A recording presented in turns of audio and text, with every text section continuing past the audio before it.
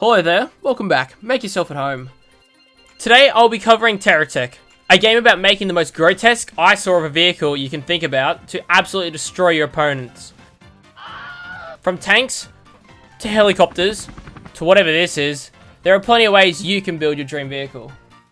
However, to make any of these vehicles, you must use parts that are licensed from different corporations. There are 4 central core corporations, with another 3 that have been added since the game's launch. But for the sake of this video, I'll only be covering the original 4, as this video would be bloated down with a bunch of nothing burgers.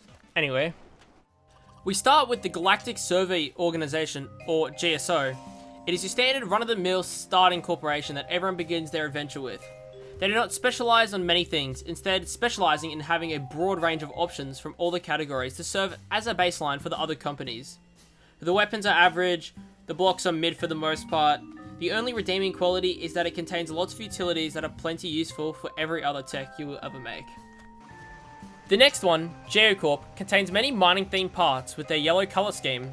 The blocks are thick, the wheels are girthy, and the weapons are chunky. The building parts are actually quite decent as it's all designed for heavy duty work in big vehicles. However, 90% of the weapons are just reskin drills and whatever this stupid barrel mod is, making building pure techs of this type suck due to the lack of firepower. Ventura are the crackhead speed racers of the bunch, whose specialty is mobility. Whether that is from a great choice of wheel or plane parts, to the boosters that come included. But that's about all the positives really. Sadly, the base building blocks and pretty much all other parts sacrifice health for a reduced weight, so you end up with a very weak tech that can survive 1, maybe 2 big hits before it's all over. Also, the weapons are extremely mid, to the point just most of them shoot pretty much beanbags as they compromise damage for speed yet again. Only so much speed can save you, I guess. And finally, in my opinion, the best out of the 4, Hawkeye. They serve as a military-themed faction with their iconic black parts. They have pretty much everything you could need with some of the best looking and functioning weapons in the game. Crazy flight parts to get any tech into the air and all the refining needs of anyone. There aren't many cons to this company besides the weight of the parts being absolutely ludicrous as everything is armored to the teeth, and the upfront cost for some of the parts is absurd. Like the normal GSO grey chump block is 126, while the standard black one is 573, so it's like 4 times the price for one block. I'm not sure if it's worth the armor, but I guess. During a normal playthrough, you would usually use a combination of parts from each of the companies to mitigate the weaknesses, i.e. using Hawkeye weapons with Ventura wheels to cover the lack of firepower and provide great mobility. But in this challenge, I decided to limit myself to only using blocks sold by CSO to test my abilities in designing combat, as to see if they were really the worst faction with all the said mentioned limitations. So without further ado, let's get the show on the road. We spawn in with this little starter tech, which I'm honestly surprised is not even that bad for where we're at. It's got guns, wheels, and a repair bubble for the whole 9 yards. Very good. Early missions still taught the basics, which are nice, as it allowed for a good chance to get some early parts and money. I did some light remodeling, as I'm trying to stack many blocks for later on, as we don't have access to the inventory quite yet. And soon enough, finishing the mission Turret Defense had finally granted me access to the inventory. How it works is by putting the parts on the floor, this black hole will suck them up and put them in the cloud for our convenience. These black holes are available at all the trading stations, so it's quite easy to manage your stockpiles. Neato. After the inventory was unlocked, I evaluated all the resources that I had, deciding that then I would scrap my current design and fully make our first tech.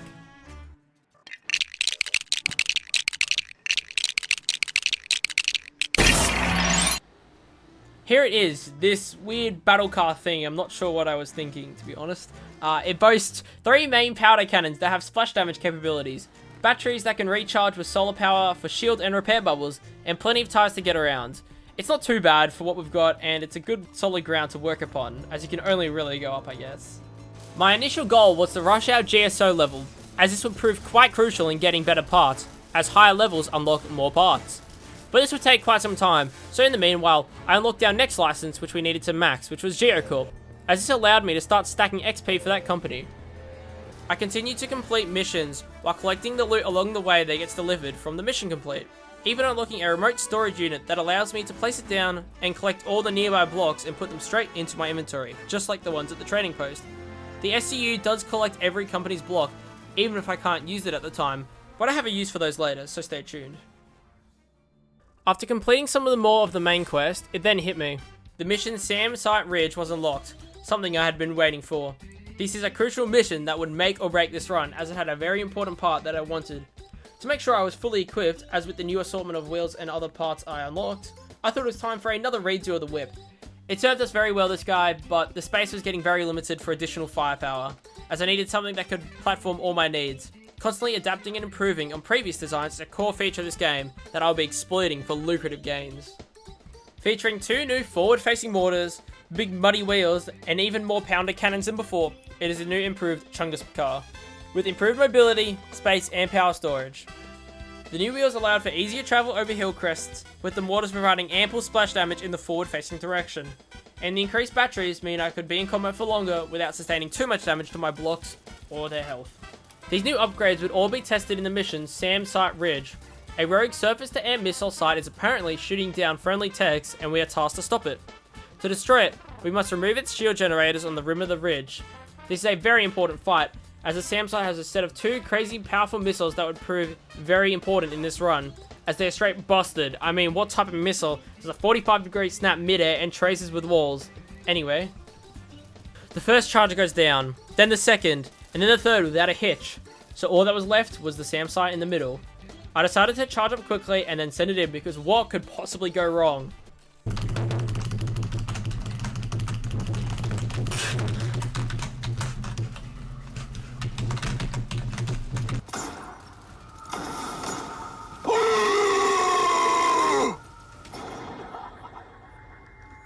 Oh no! The whole squad conveniently pulled up and I got brutally ruined. The next attempt went the same as you could imagine. How could I possibly cheese this with as little effort as possible, you might ask? Featuring 2 new forward-facing mortars. Once destroyed, I quickly swooped in to collect my prize. One of the 2 missile launchers was still remaining, which was good enough, as even this would be crucial in the tech development, as it fires a salvo of 4 rockets that can home onto enemies and deal splash damage. But what makes it so good is that you can attack and cripple enemies from further that they can see you, reducing the total number of engagements and swinging them in my favour immediately. With this newfound weapon and further refinements of my current tech, lots of enemies were much easier to defeat, easily taken out by 1 or 2 missiles. Life was great, and then suddenly, it got even greater. I had collected one of the greatest items ever invented, from a conspicuously small crate. Look at us now, nothing could stop me. We had everything we needed to win.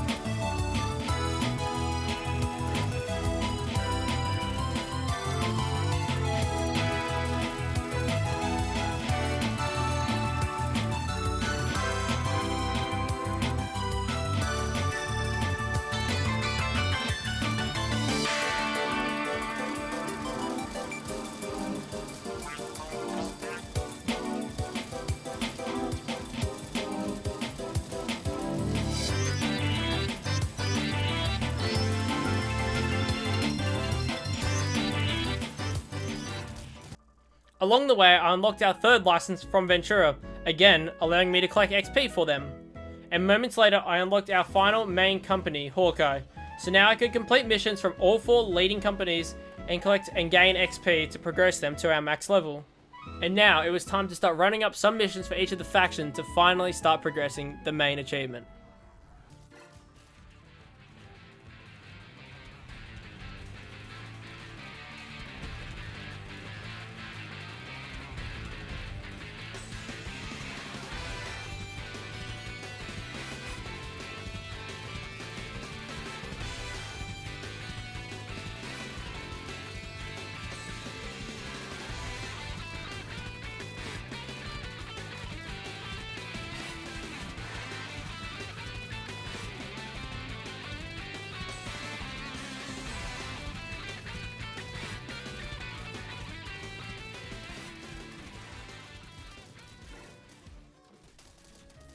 I defeated the Mighty Cube 2 and 3 as well, with a highly unconventional method of adding more guns to this scaffold and quickly sucking them up as their use expired. We had gained a lot of progress in this short time, level 4, 3, 2, and 2 in each respective corporation, but sadly, our current guy was not cutting it anymore. Many fights had my batteries drained to very low or completely out, meaning parts were missing, and it looked more like a Christmas tree with all the junk hanging off the back. What we needed was something that could contest everyone around me. But before any changes were made to my current guy, I was going to craft a base that could scrap all the blocks I was unable to use, and then convert them into money which I could then spend on GSO blocks and weapons. How this works is you put any part into this scrapper. You may go, why is this a different color? Sadly, the scrapper is from another company, specifically the Space Junket Scrapper, as it allows you to scrap any block from another company, but slower. All the other scrappers in the game only scrap their respective company types, so this is the only one I could use. But technically, I broke my own rules of saying no other company blocks. But this video would be astronomically long and farming boring quests for the most part, and I wouldn't get anywhere near enough money to make anything remotely cool and noteworthy. And plus, it makes for a good building segment here, so I decided to forego it and just say, why not? Continuing on, the blocks start here, where they get scrapped into parts. This filter says that all unrefined chunks get put into this furnace loop, where they then can be further refined for even more money. Anything else not sorted in the filter are all sold then for even fat stacks of cash to fund this upcoming vehicle. However, for me to buy some of the parts, I had to first craft them, which totally sucks in this game. If you are bothered to set up proper crafting bases that has all the functions needed to work, it's easy. But I suck and that was not happening. What resulted was the next hour and a half of me finding what I wanted to craft, scrapping other blocks that I owned that had that part, potentially using that part to make more parts, just to unlock the item, which I still had to spend my money on to buy plenty more. Was this efficient in the slightest? Nah. But was there any other option? Probably not. I mean, there probably was, but I ain't doing that. And you may be asking, what don't you already have that you desperately need to craft and spend all this time doing? I'll just let the video do the talking, I guess.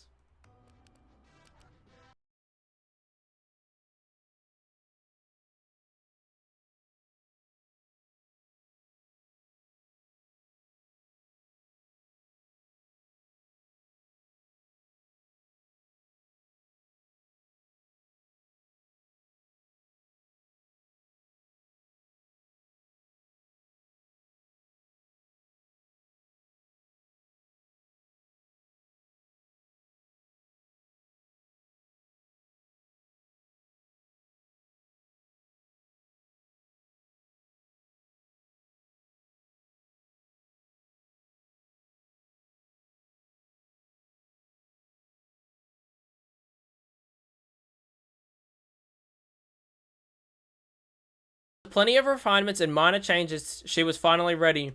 Boasting hover pads for quick movement, multiple sand weapons to cover each angle of attack, plenty of cannons, stabilizers, the whole kit and caboodle. And the most important thing is the turkey, as the piece of resistance. The top speed compared to the truck we just had was astronomically higher and contained more batteries for longer use in between without charging.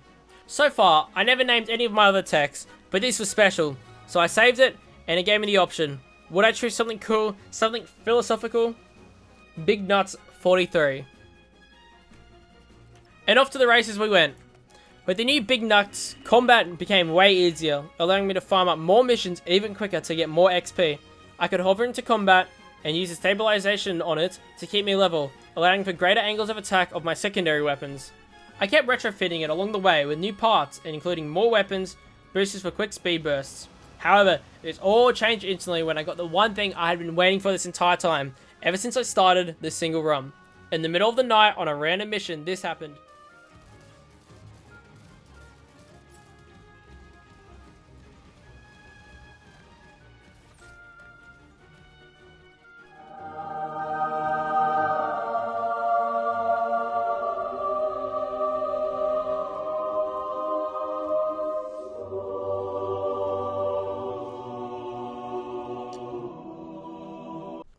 Big Bertha, the absolute beast of a gun, was finally mine. According to its description, it's a 420mm M-grade gun. Technically a naval class weapon, but you can mount it on anything that's big enough to carry it.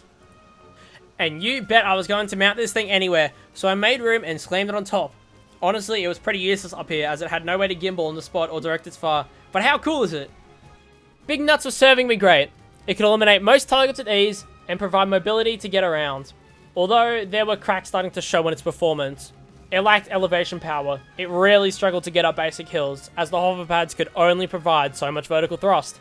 The added weight from all my new additions meant that the frame it was designed on could only hold so much. And with the end in sight, I wanted something that could finally do everything that I dreamed of. So for one last time, I busted out the dinky scrapping base, pawned off all the mining equipment I had stored, and started work on something bigger, better, and more balls and nuts than last time.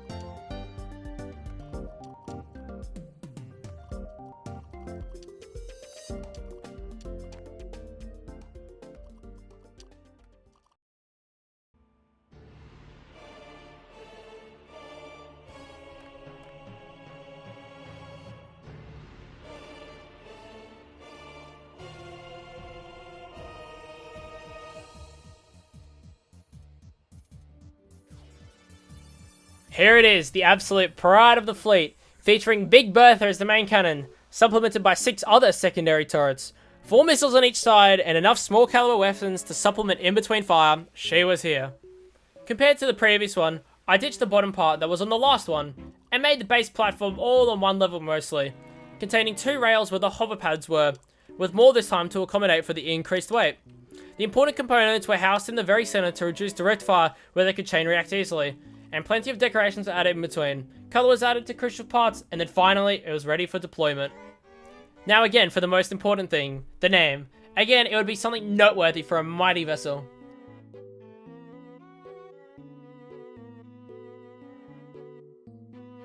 Poonuts 43.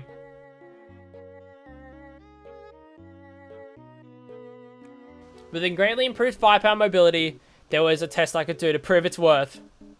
Crown Top Hill Fort. This mission involves versing the Spider King, who is one of the toughest enemies yet. Having high HP, lots of shield power, and the ability to summon flies that constantly harass you, he makes for quite a tough foe. It was do or die. The final battle was at our hands. Will we prevail, or will this all be for nothing? All my techs were watching over in this tremendous battle, and we lost. A humiliating defeat. Before Poonuts took any more of an L, I reverted the save just before the entrance to this place.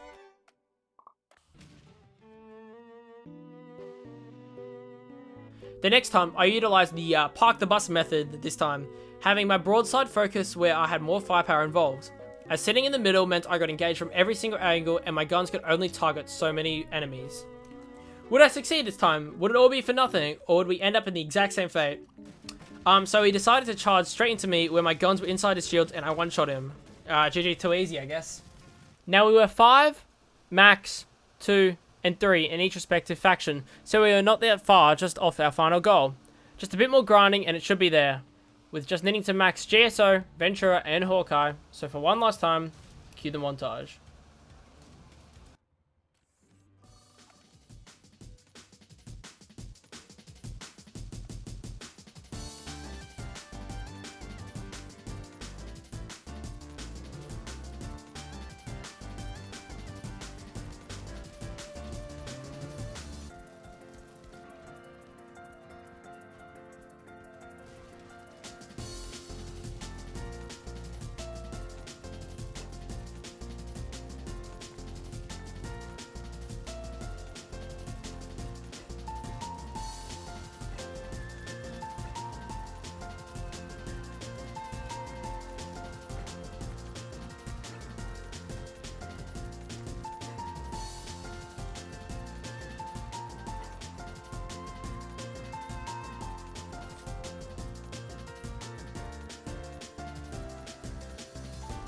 Nuts carried me over the edge, and with the final Ventura mission, I had done it.